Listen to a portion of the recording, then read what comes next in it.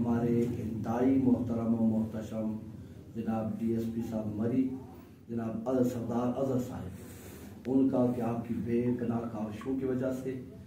یہ معاملہ آج پائے تکمیل کو پہنچ چکا ہے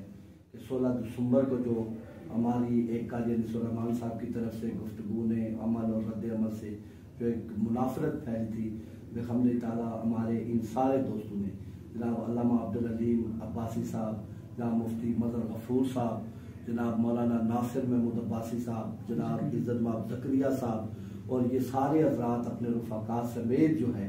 اپنے چل کر تشریف لائے. پوری رات ہماری گزری، 7-8 گھنٹے ہم سب نے مل کر کے اس پہ محنت کی، اور پھر آج بھی تقریباً 2-3 گھنٹے سے ہم سارے اس معاملے کو حل کرنے کے لیے بیٹھے. بحمد تعالیٰ اب معاملہ پائے تکمیل کو پہنچ چکا ہے، اور ہر دو طرف سے جتنے حضرات ہیں انہیں ہم متنبع کرتے ہیں کہ اس معاملے کو اب دوبارہ چھیڑنے کی ضرورت نہیں ہے، بلکہ پیار و محبت کے ساتھ اخوت و بامی بھائی چارے کے ساتھ رہیں اور اپنے مسلک پہ قائم رہتے ہوئے دوسرے کے مسلک کو نہ الحسن والحسین مولانا و مولا الثقلین. Today's grand meeting chairperson, آج کے بڑے اجلاس کے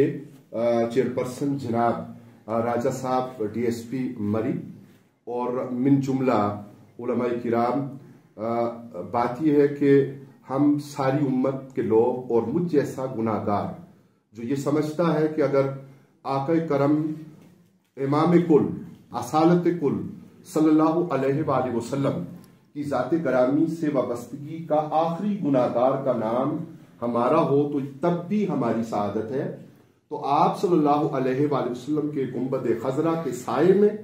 امت مسلمہ اکٹھی ہو کر وہ کفر جو ملت واحدہ بن کر اہل اسلام کے اوپر ٹوٹ پڑنے کے لیے تیار ہے، اسے گنبد خضرا کے مکی صلی اللہ علیہ وآلہ وسلم کے دامن کرم سے